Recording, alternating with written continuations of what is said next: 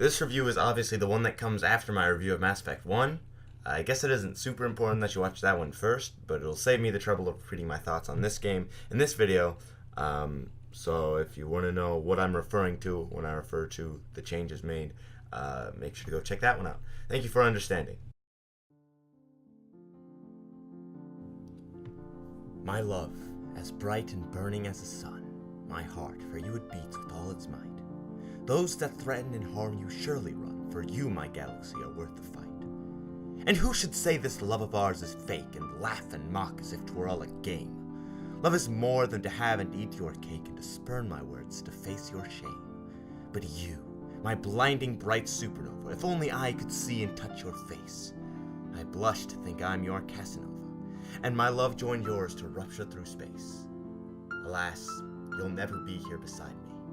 Most specious piece of fiction, dearest Tally. Hey Kiwi, have you seen my toothbrush? What are you doing? Oh, hey, yeah, you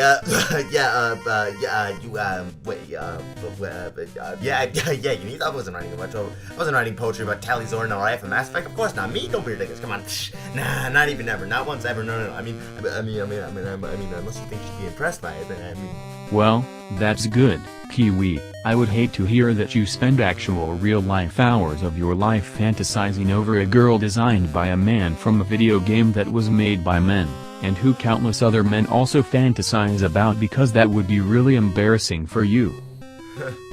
Yeah, it'd be really weird. Oh, yeah, I remember now. I don't even have teeth. I lost your toothbrush. Sorry for bothering you. By the way, did you ever make that review of Mass Effect 2? Not yet, but I should probably get to it, huh? Hey everybody, it's Kiwikatgamer, and welcome to another review. It's been a while since I made the last one, but you know, I found myself really missing the series that is Mass Effect. You mean missing Tally? Shut up. Anyway, I decided to boot up the game and give it the old KiwiCat review. Let's go! 2 years, 2 months, and 10 days after the first one, BioWare released their second game in the Mass Effect series. And spoiler alert, it's really effing good. But why, Kiwi? Well, that is what I'm here to explain to you, isn't it? So just sit back, relax, and let old Uncle Kiwi learn you a thing or two about this game. Also, there will be spoilers, so if you are even remotely interested in this game, I recommend you play it, or at least cover your ears for some parts. Thank you. Before even starting the game, BioWare does this, from what I understand, completely brand new thing where you can import a character from a previous game into this one, meaning all the important story choices you made in Mass Effect 1 will carry over to this game, as well as the appearance and other gubbins like that. I had the DLC that actually reintroduced the story, just in case you forgot, and it had the audacity to ask me whether to romance Ashley or Liara. Yeah, right, game. No thank you. Maybe offer me good options and I'll take one of them, but I digress as usual. So anyway, the game actually for real this time starts, and we're introduced to this mysterious man, voiced by Uncle Ben from Spider-Man. Then see to it that we don't lose him. You owe your aunt an apology. Big time. Be a man, get in there and apologize. The beginning scene also introduces this female character, which I'm going to assume the game wants me to romance at some point, because the first time you see her, she's in this pose, which gives you a real good look at her personality. But you gotta understand, game.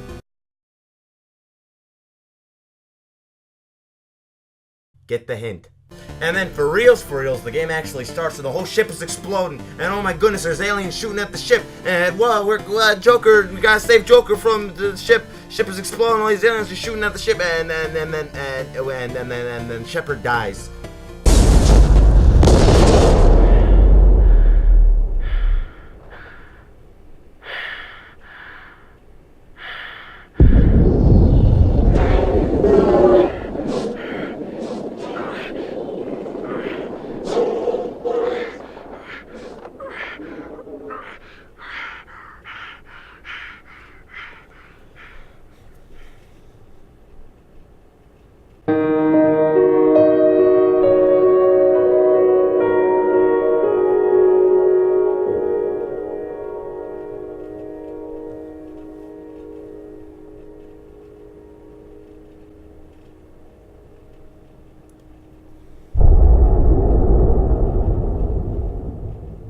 guess you could say this series was pretty short-lived.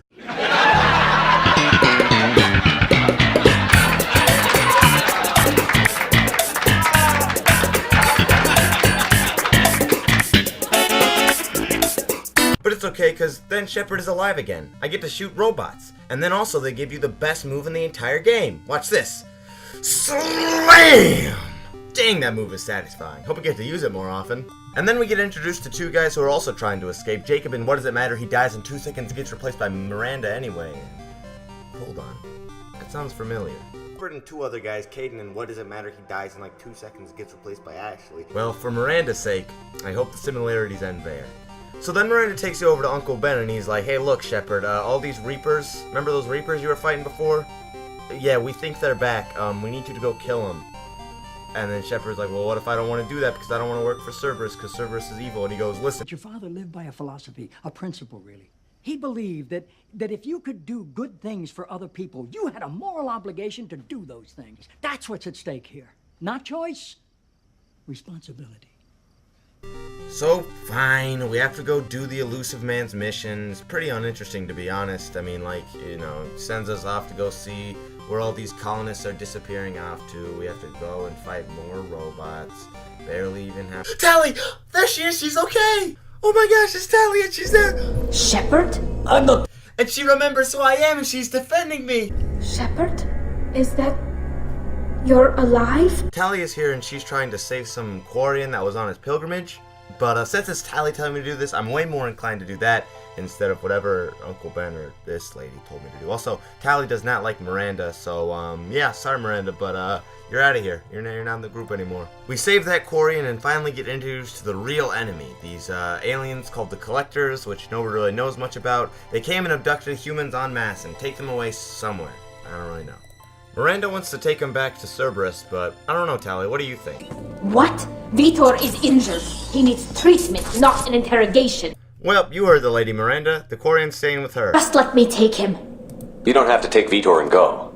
We could work together, just like old times. I want to, but I can't. I've got a mission of my own. It's too important for me to abandon, even for you.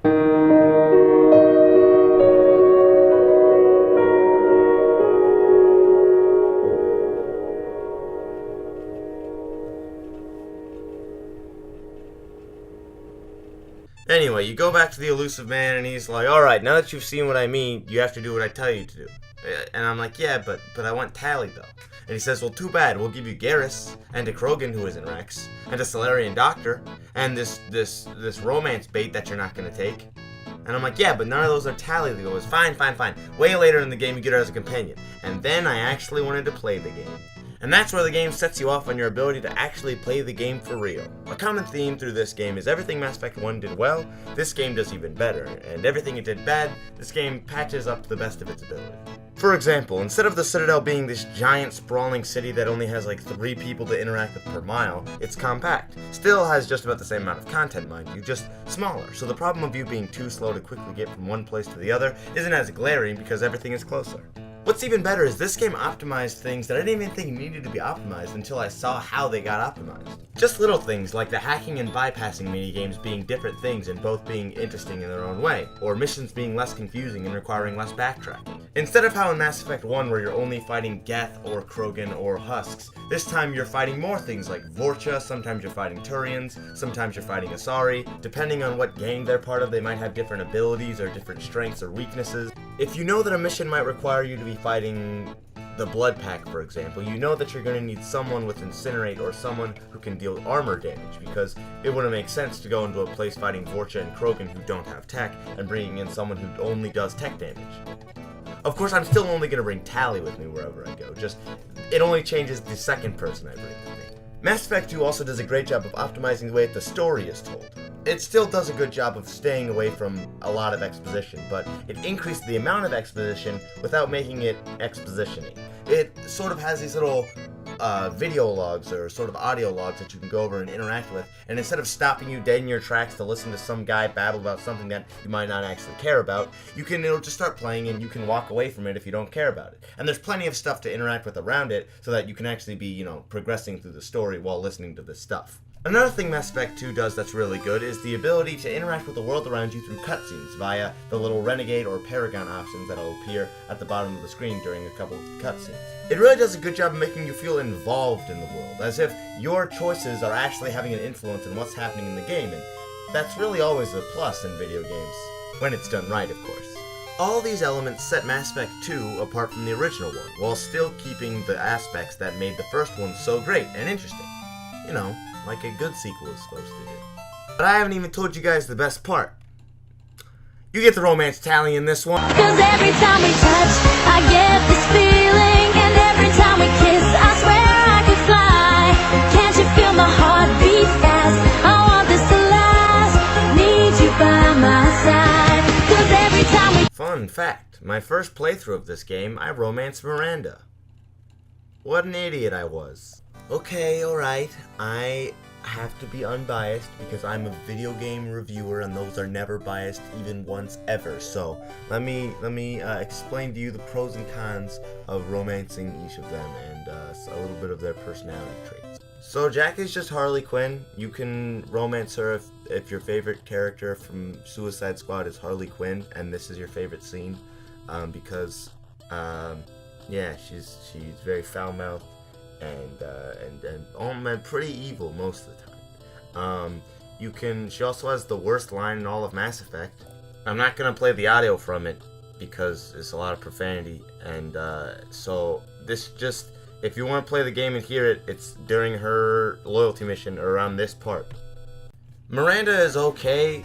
She's just really arrogant, and I mean, she's like some weird genetic superhuman thing, and she tells you that every single time you talk to her. She's pretty much the only reason that she has any romantic interest in you at all is because you're also really powerful, but she makes sure that you know not as good as she is, and I'm not about that. Now Tali, that's where the money went. Let me tell you something. Tali is the best girl in all of Mass Effect, and here's why. These other two options, neither of them really have any interest in you. They both sort of just kind of they're romance options out of convenience. But Tali actually has been interested in you since Mass Effect 1, and what a coincidence, so have I. Wait a minute. It sounds like you're suggesting something, Tali. What could I possibly be suggesting?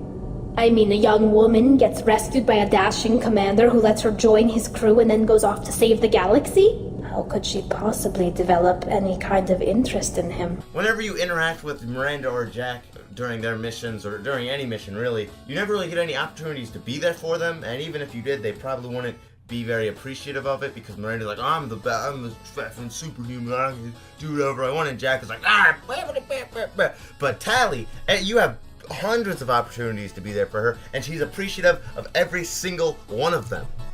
Whereas the other two romance options are founded entirely on, well, I got nothing better to be doing, and this guy's pretty hunky. Tali's is actually based on feelings that have existed, and feelings that are expounded upon and explored and discovered and grown.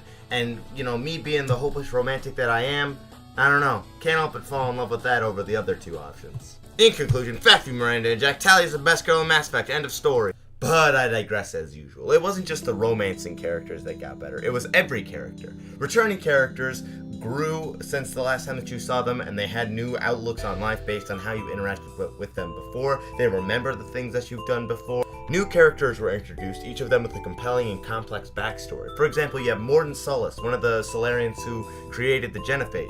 And even though he insists that it was the right choice, you can tell that there's still a kind of struggle inside of him. Or you have Legion, the first Geth that you've ever seen that isn't hostile and has a sort of personality to him almost. It's always interesting to see how he interacts with Tali because they have such polarizingly different views on the same exact story. It's just as cool to discover what they agree on as it is to discover what they disagree on. In Legion's loyalty mission, he reveals to you that there were certain Geth that were indoctrinated by the Reapers, which are known as heretics, which are the ones that you've been fighting. His mission has you make a choice, whether you either have to decide whether to cure them of their indoctrination or destroy them. Now I'm doing an all Paragon run, so I'm just gonna pick the Paragon. Oh, whoops, oh darn, I accidentally hit the Renegade option. Oh darn, I'm accidentally completing the level without resetting. Oh darn. Well, that sucks. And last but certainly not least, combat was improved immensely by well, of course, making the map smaller, making battles more concise and constrained to the area, but more importantly, by this ability. Slam! I mean, technically the move is not called Slam, it's called Biotic Charge. But I mean, look at me slam this guy! Okay, listen up, class. Welcome to Kiwikatgamer's School of Vardio Guarms. Today we're going to be talking about combat in Mass Effect 2. Here's your scenario. The lady wants to kill you for no discernible reason. She has a giant robot and an army of Krogans. What do? You lose, shoot the robot and remain in cover until she runs out of reinforcements. Then slowly but surely make your way over and slowly apply firing pressure. Nope, she has infinite reinforcements. Next. But what if you use long-range weapons and tech to remove her barriers and take her out before focusing on a side base? Alright, lame-o alert. Next. Slam. There we go, now you're using your head. Alright, let's try another one. 3 giant robots, what's the plan? You could use Tali and Kasubi specifically to incapacitate the mechs. Alright, I'll give that answer a C- because you mentioned Tali. Use heavy weapons and destroy them quick. Nope, not even close. Slam. There we go, see, we got at least one smart guy in this group. Let me give you guys one more, see if you guys can handle it, A being of immense and unimaginable power with the ability to empower any one of the millions of mindless drones to become like him has entered a battle. His power can tear apart every atom from your body, and he is relentlessly trying to end your life. What do you do?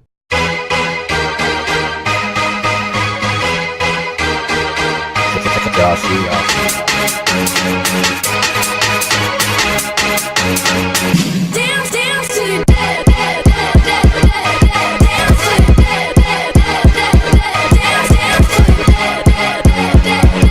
dance to the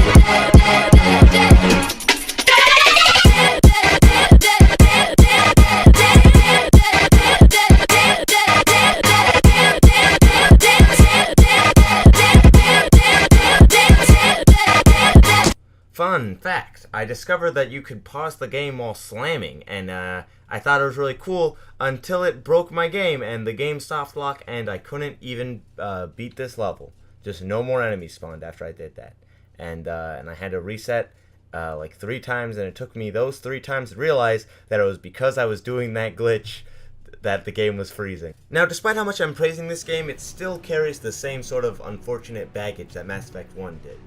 Movement can still feel really stiff and restricting. Moving around barriers can feel kind of off because of this, and sometimes the cutscenes are kind of broken up by the models just glitching around and weird stuff happening with them. Pacing and the speed of the game also still needed a little bit of tweaking. Even though they made improvements to it by lowering the size of the map, there were still problems in just like the story, how everything flies along until you need extra platinum, and so you have to scan planets for like 20 hours trying to find enough platinum to level up your next thing, or else you can't beat the last level. It sort of breaks up the flow of the gameplay a lot. But don't get me wrong, it is a lot better than the car. I would much prefer doing this than the car. I never want to see that car again. And finally, there's a lot of unused and just open space. I understand that, there's supposed to be a bunch of people in Omega or the Citadel in order to make it look populated, but when I can't interact with them, it's just as well as the place being empty entirely. Something else a little iffy that I should mention is, EA actually had DLC for Mass Effect 1 that I didn't know about, but EA made DLC for these, and EA's a little sketchy on the quality of the DLC they put out for their games. Luckily, they get by on this one. The DLC is very good. Introduces 2 new teammates, and it introduces a car section, which is, I guess, better than the old car section because you can actually jump and go faster than a brisk afternoon stroll. But I don't know, EA. I'm watching you. I'm not a fan of important story elements being locked away behind paywalls. But all around, Mass Effect 2 is an amazing sequel and an even better continuation of a phenomenal story. Everything done well in Mass Effect 1 was capitalized on to an incredible extent, and everything that needed was worked on to some acceptable degree. And you can romance Tali, the best girl in all Mass Effect. This game gets a 9.5 out of 10, but what do you think? Am I too biased? Am I not biased enough? Let me know in the comments, and I will see you next time. Alright, that's it. Bye!